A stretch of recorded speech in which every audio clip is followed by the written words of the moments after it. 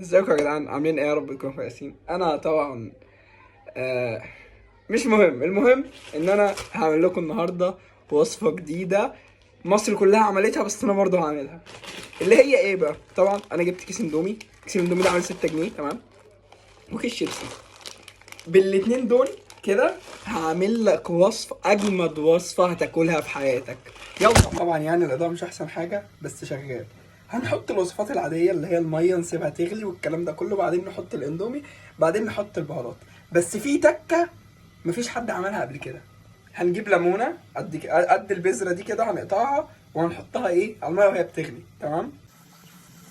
طبعا الاندومي اليومين دول مش نازل معاه شطه، فاحنا هنحط شطه، بعدين هنحط كيس الاندومي الجميل بتاعنا. في بقى تكه صعبانيه بتاعت الشيف الذكي اللي هو انا يعني. هنجيب الكيس ده، نحط نصه في الميه وهنسيب